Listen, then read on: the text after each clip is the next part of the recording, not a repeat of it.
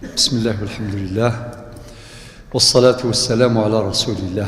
أيها الحضور الكريم، السلام عليكم ورحمة الله.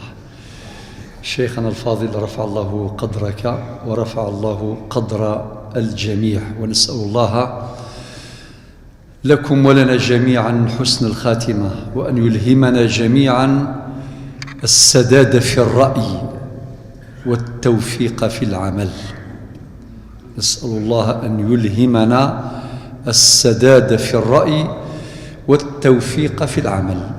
نبادلكم نفس المشاعر، قلوبنا باسمي وباسم الإخوة الذين حضرت معهم، قلوبنا سبقت أبداننا إليكم، فالقلب حينما يسبق البدن لا شك أنه يشكر الله عز وجل على هذه النعمة، نعمة اللقاء، نلتقي لنرتقي.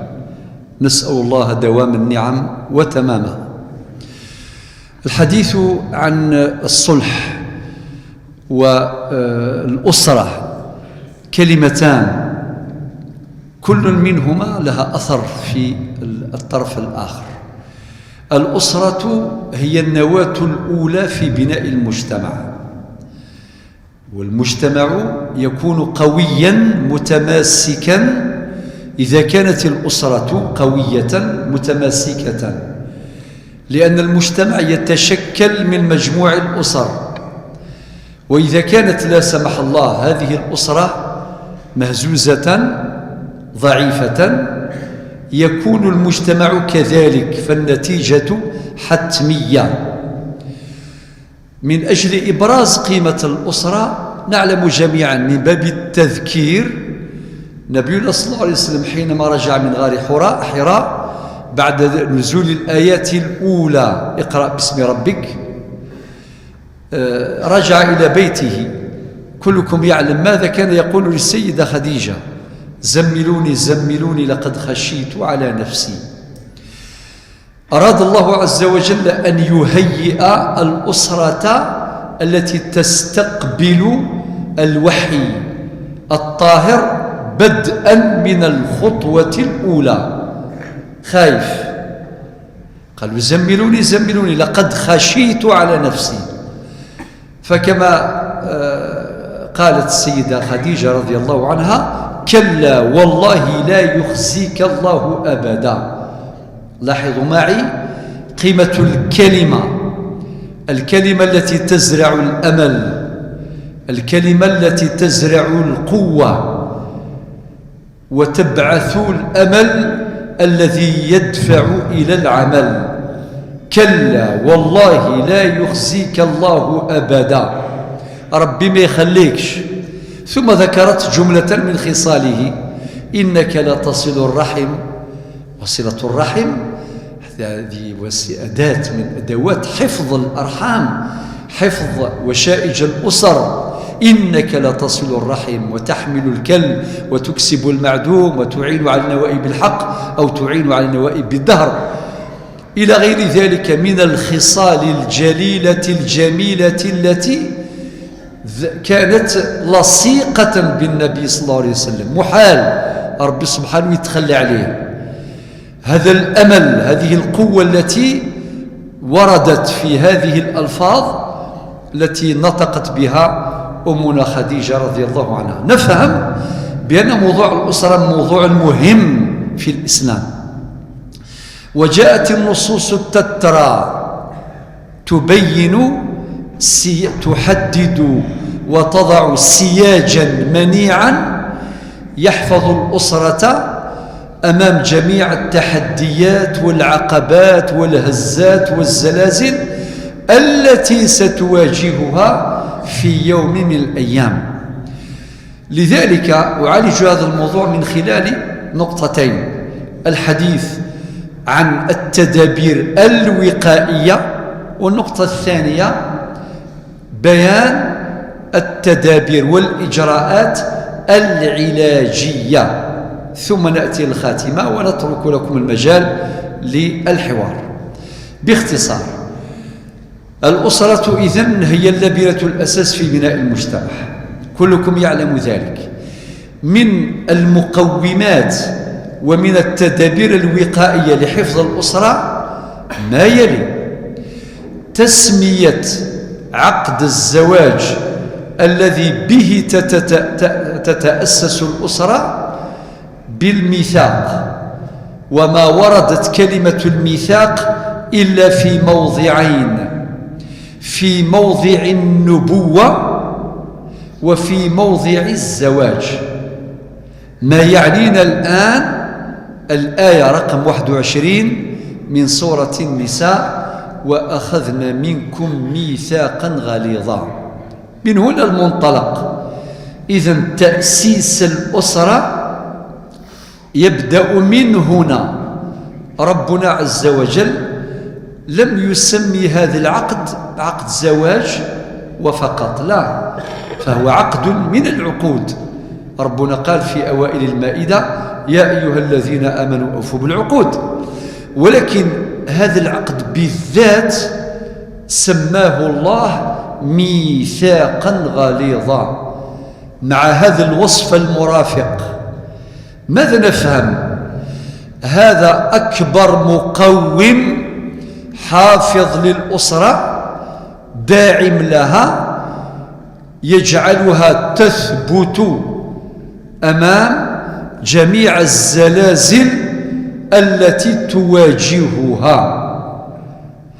أيضا من هذه المقومات أن الله عز وجل جعل المودة بين الزوجين، كما قال في سورة الروم الآية 21: ومن آياته أن خلق لكم من أنفسكم أزواجا لتسكنوا إليها وجعل بينكم مودة ورحمة إن في ذلك لآيات لقوم يتفكرون.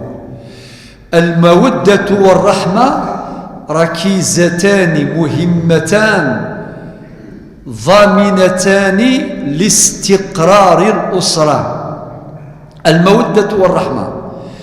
وإذا غابت المودة لسبب من الأسباب، فإذا كانت الرحمة حاضرة فلا نخاف على هذه الأسرة، لأن الرحمة تحفظ الأسرة وتجعلها وتدفع الزوجين إلى تجاوز العقبات وتذليل الصعوبات والثبات أمام التحديات مهما كانت.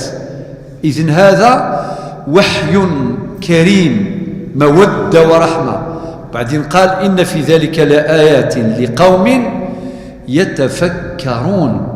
هذه من التدابير الوقائية التي تحفظ الأسرة. وقال الله تعالى في سورة النساء الآية رقم 19: وعاشروهن بالمعروف. إذن هذا مقوم آخر، وهو من الوقاية، المعاشرة بالمعروف. وتأتي السنة النبوية الشريفة بصيغ ثلاث: إما تخصص العام، أو تقيد المطلق، أو تبين المجمل. والحديث يطول، فما لا يدرك كله لا يترك جله. النبي عليه الصلاة والسلام حينما يقول: خيركم خيركم لأهله وأنا خيركم لأهلي.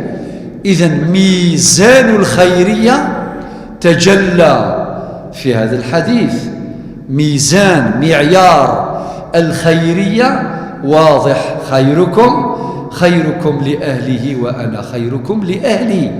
هذا أيضا مقوم آخر. ثم تأتي نصوص كثيرة في مثل قوله تعالى: الرجال قوامون على النساء، إشارة إلى القوامة. وأمرهم شورى بينهم، والعبرة بعموم اللفظ لا بخصوص السبب. وأمرهم شورى بينهم، أحاديث آيات كثيرة كلها تصب في مصب واحد: توفير أسباب الاستقرار الأسري وتوفير ألوان من الوقايات لهذه الأسرة لتكون قائمة على أسس متينة. ثم تأتي نصوص أخرى في النقطة الثانية، وهي التدابير العلاجية، وهي أيضا كثيرة جدا. من هذه التدابير العلاجية قول الله سبحانه وتعالى في سورة البقرة في الآية 231: لا تمسكوهن ضرارا لتعتدوا. نعم، بدأت المشكلات، بدأت الهزات، بدأت. ربنا لا يريد الضرر، لا يريد الظلم، الضرار، الظلم، الضرر. وهذا ما أكده حديث النبي عليه الصلاة والسلام الذي خرجه الإمام مالك في موطئه، رقم الحديث في الباب 31: لا ضرر ولا ضرار، لا تمسكهن ضرارا لتعتدوا. مهما كانت هذه المشكلات فتمنع هذه التصرفات التي تلحق الأذى، تلحق الضرر بهذه المرأة. والعكس صحيح، والعكس صحيح، بدليل حديث النبي صلى الله عليه وسلم: أيما امرأة ماتت وزوجها عنها راض دخلت الجنة. امرأة اللي تبغي تدخل الجنة تعمل على تحقيق، على افتكاك رضا الزوج بعد رضا الله سبحانه وتعالى. أيما امرأة ماتت وزوجها عنها راض دخلت الجنة، ليتحقق هذا التوازن الكفيل بتحقيق الاستقرار. والنصوص إذن كثيرة. نقرأ أيضا في القرآن الكريم: ولا تذروها كالمعلقة. ومن حديث بعض الناس اللي يقول لك خليتها معلقة. كاين نساء في هذا الوضع، لا هي زوجة محفوظة الحقوق ولا هي مطلقة معلقة. ربنا يقول: ولا تذروها كالمعلقة.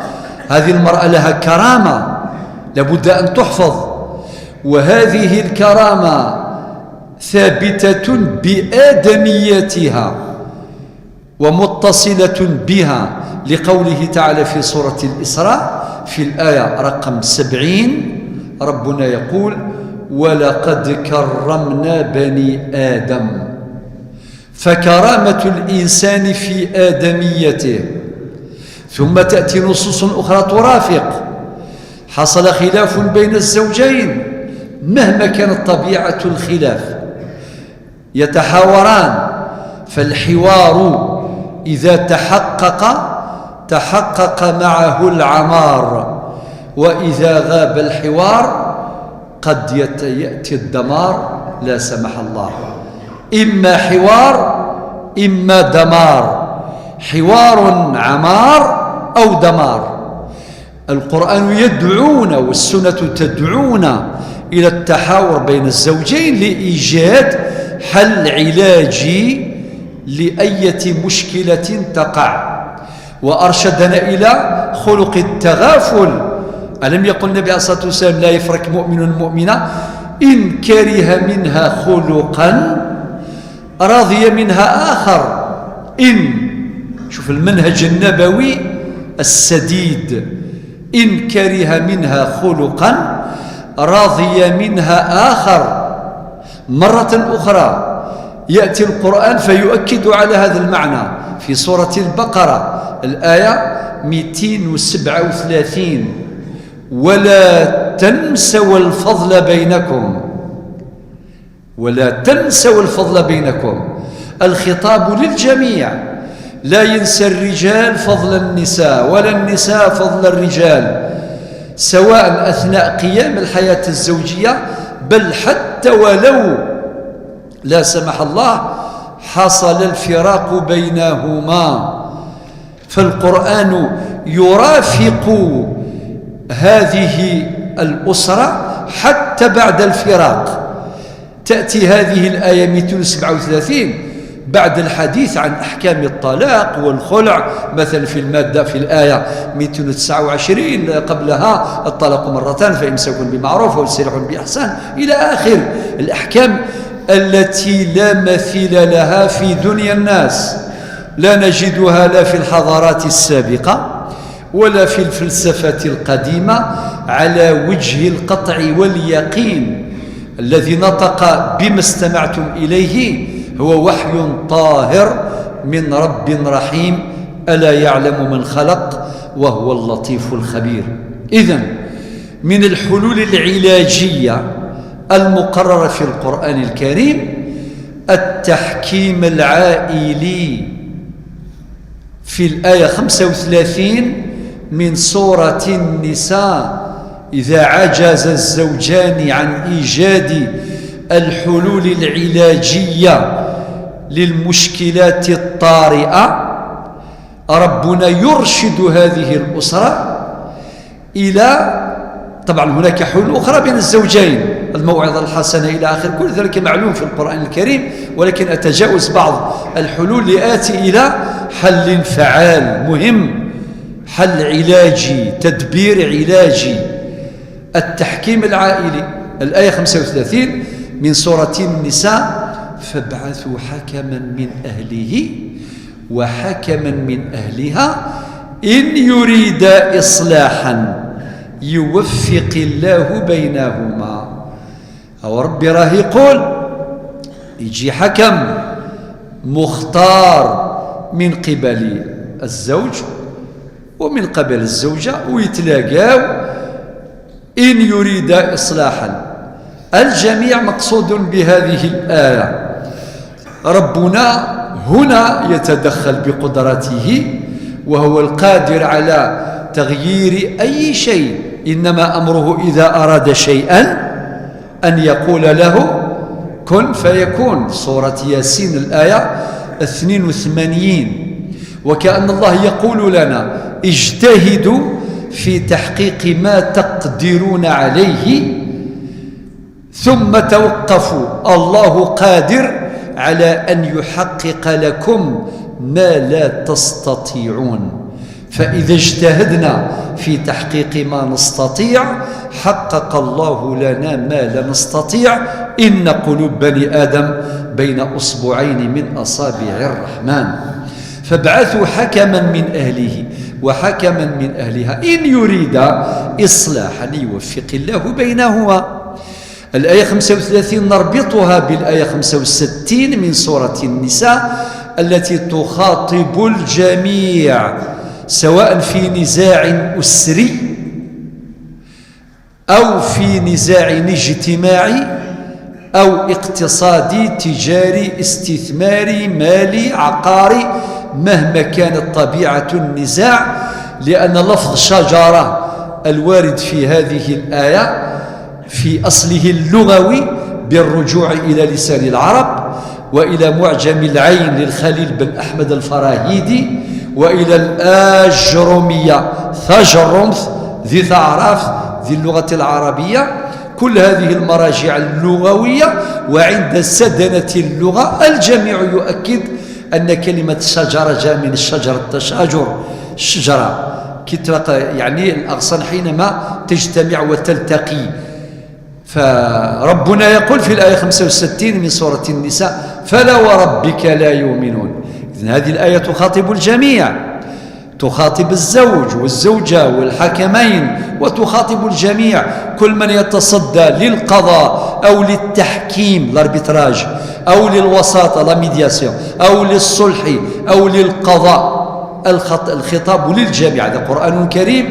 فلا وربك لا يؤمنون حتى يحكموك فيما شجر بينهم ثم لا يجدوا في أنفسهم حرجا مما قضيت ويسلموا تسليما. والحكمان يجتهدان في استنباط الأحكام والعلاجات المناسبة للنزاع المعروض، لأن منظومة الواجبات والحقوق مبثوثة في الوحيين. منظومة الواجبات والحقوق وهذه توصل فيها 3 أصناف: ألف الواجبات المشتركة، باء واجبات الزوج، جيم واجبات الزوجة. وقد ركزت على الواجب لأن التكليف، نحن أمة التكاليف، لابد أن نغلب الواجب على الحق، بدل أن نقول حقي حقي نقول واجبي واجبي. أكبر ضمانة لحماية الحقوق رعاية الواجبات. في أمر الزكاة مثلا لاحظوا معي في سورة المعارج في الآيتين 24-25: والذين في أموالهم حق معلوم للسائل والمحروم. إذن كونه واجب هذا أكبر ضمانة لضمان حقوق الفقراء واليتامى والمساكين وابن السبيل وابناء السبيل والغارمين الذين وردوا أصناف 8 في سورة التوبة الآية رقم 60. إذن هذان الحكمان لهما منظومة شرعية مصدرها الوحيان القرآن والسنة ترافقهما في إيجاد الحل المناسب لهذه المعضلة، لهذه القضية. في كل مرة يذكر بعضهم بعضا بقوله تعالى: ولا تنسوا الفضل بينكم. لا سمح الله حتى ولو وصل الأمر إلى الطلاق وهو أبغض الحلال عند الله، مع ذلك ربنا يقول: الطلاق مرتان فإمساك بمعروف أو تسريح بإحسان. ثم تأتي أحكام العدة: يا أيها النبي إذا طلقتم النساء فطلقوهن لعدتهن وأحصوا العدة. إذن ربنا ذكر العدة، والعدة الشرعية من مقاصدها إتاحة الفرصة للزوجين من أجل التصالح. فإذا تصالح الزوجان في فترة العدة 3 قروء يتربصن بأنفسهن 3 قروء، مدة معتبرة جدا كافية للتفكير جدا في مآلات هذا قرار الفراق. فإذا كان قرار الزواج صعبا فقرار الطلاق أصعب. ربنا يتيح الفرصة إذا أراد التراجع والتصالح فلا حرج، بل أكثر من ذلك يأتي الوحي الطاهر فيثبت هذه الزوجة المطلقة في بيت الزوجية لقوله تعالى: لا تخرجوهن من بيوتهن. عقد الملكية راه في يد الزوج، يقول هذه داري، ربي هنا يقول لا ماشي دارك دارها. نعم، دلالات مهمة جدا. يقول لا تمسكوهن، يقول لا تخرجوهن من بيوتهن ولا يخرجن، يعني ما تخرجوها انتوما ولا هي تخرج بمحض إرادتها. سبحان الله، بعد ربي واش يقول؟ لعل الله يحدث بعد ذلك أمرا. فهو القادر على أن يحول الشقاق إلى وفاق، وأن يؤلف بين القلوب، وتعود المياه كما نقول إلى مجاريها، والله على كل شيء قدير. فإذا تمت هذه الرجعة، هذا التصالح بينهما، لا يحتاج لا إلى عقد ولا إلى مهر جديدين، بلا الفتحان بلا العقد بلا لا شيء، بلا مهر بلا لا شيء. وهذه من مقاصد العدة، أحكام كثيرة جدا، وهي كلها يمكن أن نلخصها في أمرين كما قلت: إما في التدابير الوقائية، والوقاية خير من العلاج، أو في التدابير العلاجية لا سمح الله إذا ما حصل الأمر كما تسمعون. بل أكثر من ذلك، إذا عدنا إلى دنيا القانون، فالقانون أيضا يشرع هذه المسألة ويقننها. القانون 84/11 المعدل والمتمم بالأمر 0502 الصادر بتاريخ 27 فبراير 2005 في المادة 49 ينص على جلسات الصلح. المشرع في التعديل الجديد لم يذكر جلسة واحدة. نص المادة حرفيا، المادة 49: لا يثبت الطلاق إلا بحكم بعد عدة محاولات صلح. بعد عدة محاولات صلح يجريها القاضي إلى آخره. ثم تأتي المادة رقم 50 التي تؤكد على أن الصلح إذا تم فلا يحتاج الزوجان إلى عقد جديد، وإن كان هناك إشكالات تثار في هذا الموضوع في التطبيق العملي للمادتين 49 والمادة 50 عمليا. قد يثير ذلك إشكالات عديدة بين الفقه، بين الشريعة والقانون، على مستوى النسب، على مستوى النفقة، على مستوى مسكن الحضانة، على مستوى الحضانة، على مستوى الميراث، على العديد من المستويات. هذا أمر يحتاج إلى مراجعة وتعديل سريع للمادتين بما يوافق الشريعة الإسلامية. وإن وجد هناك فراغ تشريعي قد يقول قائل: القانون لا يسعفنا. الجواب: نعم، القانون مهما ارتقى وعلى وبلغ شأوا عاليا في التقنين فليس كاملا، تنتابه صفات النقص والضعف، لأن المقنن بشر. لذلك تأتي المادة 222 من هذا القانون لتفتح المجال للسادة القضاة للبحث في كنوز الشريعة وفي بطون كتب الفقه ما هو كفيل بإيجاد الحل المناسب للقضية المعروضة. ونص المادة حرفيا: كل ما لم يرد النص عليه في هذا القانون يرجع فيه إلى أحكام الشريعة الإسلامية. الخلاصة، الخاتمة، نقول أن الأسرة هي اللبن الأساس في بناء المجتمع، وهناك إقرار دولي بهذا الأمر. نقرأ في الإعلان العالمي لحقوق الإنسان المادة 16 الفقرة 3 هذا المعنى، ونقرأه أيضا في إعلان 1959، ونقرأه أيضا في حقوق الطفل العربي الصادر في 1984 وبالذات في المادة 4، ونقرأ ذلك أيضا في اتفاقية الأمم المتحدة الصادرة سنة 1989 والتي دخلت حيز التنفيذ سنة 1990 وصادقت عليها الجزائر بمرسوم رئاسي سنة 1992.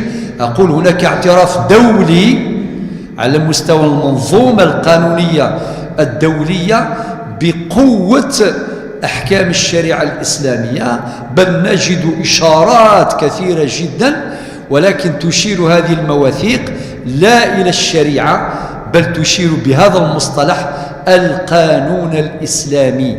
ومثال ذلك ما نقرأه في الاتفاقية الأخيرة التي ذكرناها، اتفاقية 89 وبالذات المادة رقم 20 الفقرة 3. هذا إشارة إلى القانون الإسلامي هكذا يقولون. ثم في النهاية نلمس أيضا خيرا كثيرا في أئمتنا وفي المصلحين والمصلحات، وهم يتصدون للمنازعات الأسرية التي تقع بين الأزواج، خاصة بالنسبة للمتزوجين الجدد. المتزوجون الجدد يواجهون العديد من التحديات، خاصة في هذا الزمن الصعب جدا، زمن الإنترنت، زمن مواقع التواصل الاجتماعي، وكلكم يعلم ما تنتجه هذه الوسائل من منغصات ومدمرات مع الاستخدام السيء لها، فلنحذر. شكرا لكم.